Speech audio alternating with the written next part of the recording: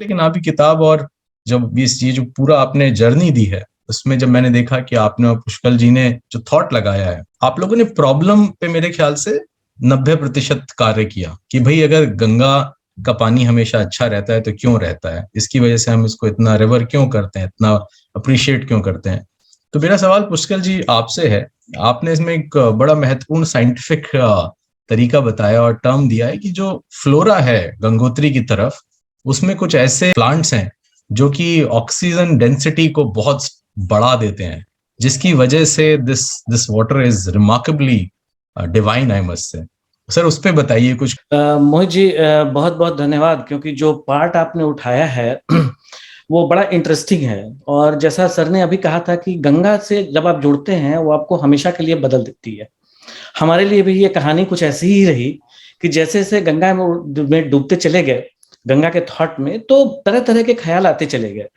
अब देखिए, हम लोग एक गंगा तट के रहने वाले भी हैं, मैं गंगा के किनारे का ही हूँ, तो एक अपनी एक पर्सनल बिलीफ है और एक सरकारी जिम्मेवारी भी है। जब वो काम करने चलते हैं तो एक बहुत बड़ा डायलेमा खड़ा हुआ कि भाई हम जब गंगा की बात करते हैं तो नदियां तो बहुत सारी हैं, लेकिन जब हम गंगा की स्पेशलिटी की बात करते हैं, गंगा जल की बात करते हैं, तो क्या गंगा जल कुछ अलग है?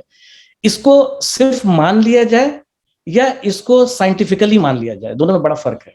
इसमें डिबेट तो किसी को नहीं है, लेकिन जब एक हम आज के जमाने में when we are committing resources to that, तो उसको कैसे एड्रेस करना है। तो बुक में मैंने अपना एक डायलेमा पर्सनल मैंने वहां पर हाईलाइट किया है कि ये भी एक डायलेमा है कि इस तरह के मतलब टेस्टिंग को करना भी है कि नहीं, क्योंकि आपका पर्सनल बिलीफ और आपका साइंटिफिक ये दोनों एक दूसरे को टेस्ट करते हैं। लेकिन वो ये एक्सरसाइज जो है वो बड़ी अच्छी रही। हमने कॉल लेकर national environmental engineering research institute है, उनको एक प्रॉपर प्रोजेक्ट दिया कि भाई पहले आप देखिए कि क्या गंगा जल में is there a very specific, कुछ अलग है क्या। उन्होंने बड़ी लंबी 2 साल की उन्होंने स्टडी करी और उनकी फाइंडिंग्स में ये चीज बड़े अच्छे से निकल के आई। उनकी रिपोर्ट कहती है, मैं एक लाइन रीड करूंगा, the Ganga finds its own ways to survive despite unabated disposal of waste, yet warranting an immediate attention to protect its special properties। सो उन्होंने एक्सेप्ट किया है। देखने की बात है कि गंगा में जो डिजॉल्व ऑक्सीजन का कंटेंट है, उन्होंने इतना हाई सैचुरेशन पाया कि in spite of all that organic load जो उसके अंदर जा रहा है, फिर भी गंगा जल हमारे मंदिरों में, हमारे जो हमारे प्लास्टिक की बॉटल्स हैं उनमें सालों साल जो है वो सुरक्षित रहता है। जो 2 कारण एस्क्राइब किए उन्होंने। नेचर में मोहित जी कुछ भी बेकार नहीं है।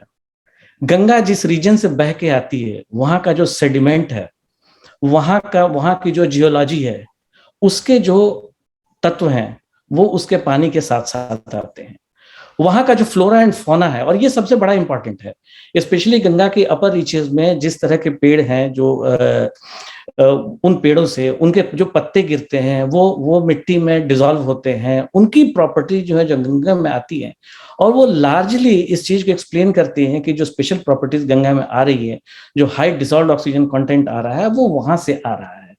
तो एक ये देखने की, जो समझने की बात ये हो गई कि जो गंगा का पूरा इकोसिस्टम है, उसकी मिट्टी से लेकर उसके पेड़ पौधे वनस्पति, ये सारे जो है, it together they constitute which we finally see as Ganga jal and we river as Ganga जल।